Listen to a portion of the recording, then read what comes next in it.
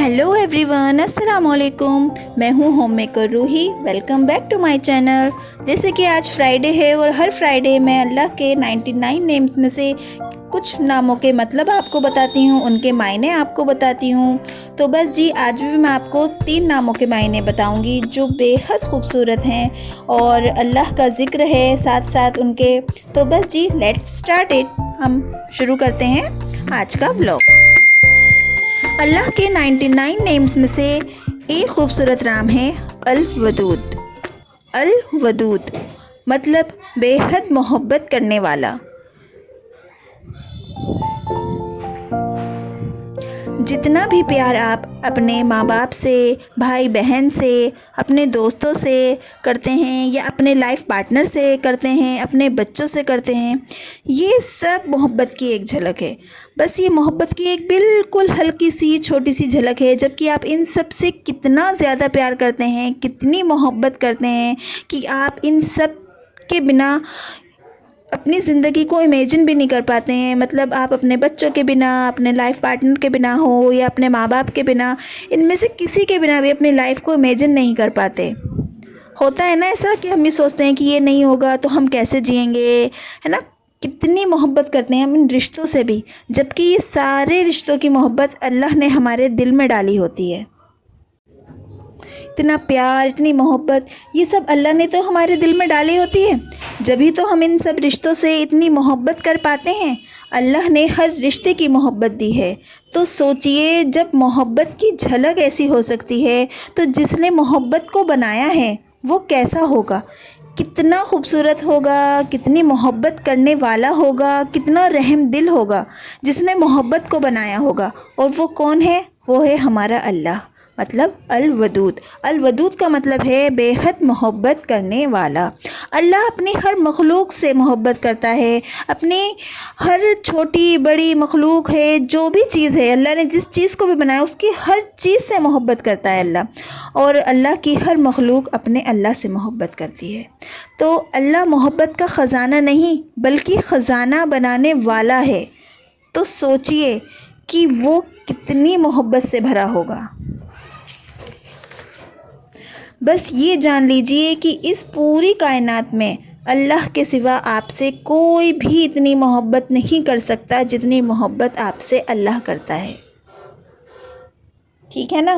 मतलब अल्लाह जितनी मोहब्बत करता है उससे ज़्यादा तो कोई मोहब्बत कर ही नहीं सकता। जबकि हम अपने रिश्तों के लिए या अपने भाई बहन के लिए, माँ बाप के लिए या अपने लाइफ पार्टनर के लिए इतना सोचते हैं कि हम इससे इतनी मोहब्बत करते हैं, इतना प्यार करते हैं हम तो इससे, कि हम इसके लिए ये भी कर सकते हैं, वो भी कर सकते हैं।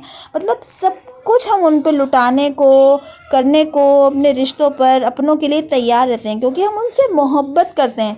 लेकिन वो एक बहुत छोटी सी झलक होती है, बस बेमालूम सी एक मोहब्बत। और मोहब्बत का ख़जाना तो अल्लाह है। वो इससे कितनी गुना ज़्यादा मोहब्बत हमसे करता है, 70 गुना ज़्यादा वो मोहब्बत हमसे करता है। तो बस जी, ये था अल्लाह के एक नाम के मायने अल वदूद के, कि बेहद मोहब्बत करने वाला।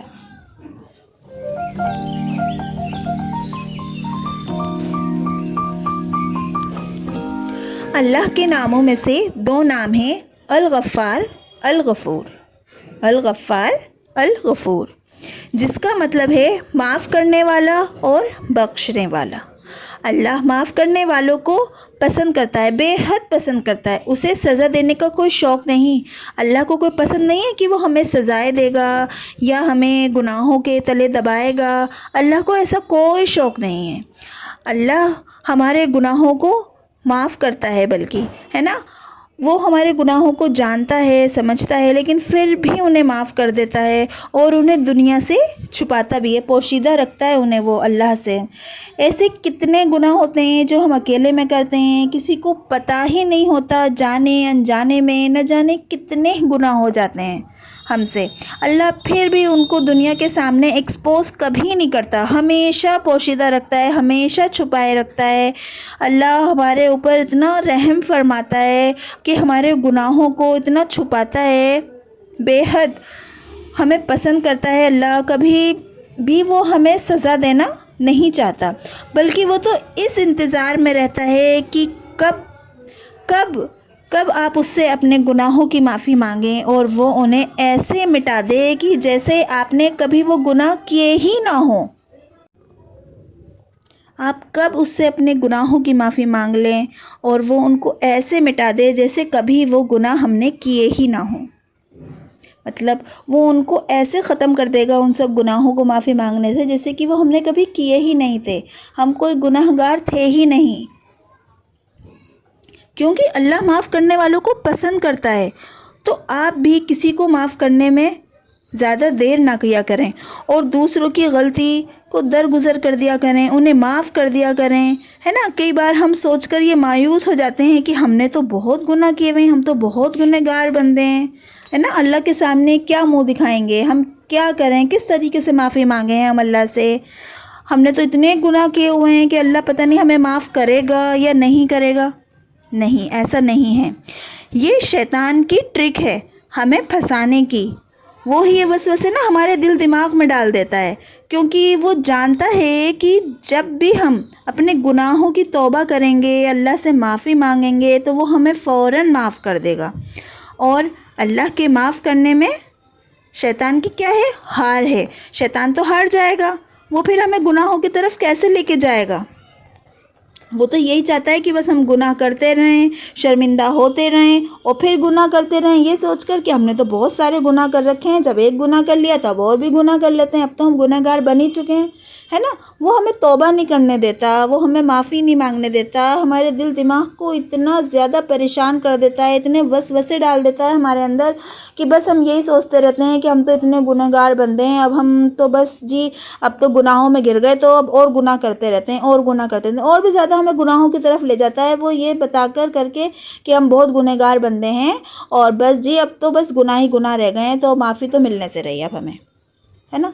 लेकिन ऐसा नहीं है। अल्लाह तो इंतज़ार में रहता है कि हम कब माफ़ी मांगेंगे, वो हमें कब माफ़ करेगा। बस जी हमारे तौबा करने की देरी होती है और अल्लाह हमें फ़ौरन माफ़ कर देता है। ऐसे कर देता है जैसे हमने कभी ना वो गुनाह किए ही नहीं थे, ऐसे मिटा देता है जैसे चौक से लिख के हम कोई चीज़ मिटा देते हैं ना, फ़ौरन वो चीज़ साफ़ हो जाती है। बिल्कुल अल्लाह इसी तरीके से हमारे गुनाहों को मिटा देगा अगर हम उससे तौबा कर लेंगे, उससे माफ़ी मांग लेंगे।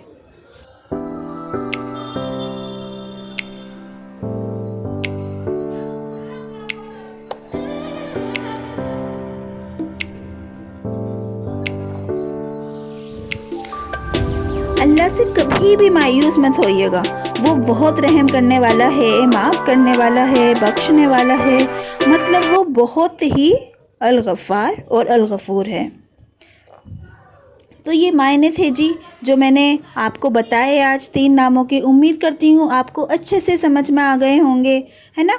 और बाकी नामों के मायने जानने हैं आपको तो उसके लिए मेरे चैनल को सब्सक्राइब कर लें। जो मैंने पिछली वीडियोस बनाई हैं हर फ्राइडे, उनमें भी मैंने नामों के मायने बताए हैं, तो आप उनको जानने के लिए पुरानी वीडियोस देख लें, ठीक है ना। और जी उनको शेयर कर दें ज़्यादा से ज़्यादा, ताकि आपकी भी सदका जारिया बन सकें और लोगों को भी नामों के मायने पता लग सकें कि हमारे अल्लाह के नामों के कितने खूबसूरत मायने हैं, कितनी अच्छी चीज़ें हैं।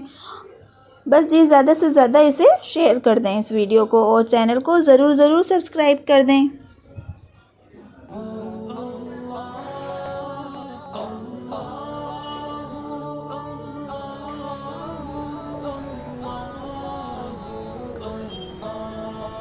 तो जी बस ये थे आज के मायने, ये थे आज की कुछ बातें जो मैंने आपके साथ शेयर कर ली। फिर मैं नेक्स्ट फ्राइडे फिर आपको 1 या 2 नामों के मायने बताऊंगी।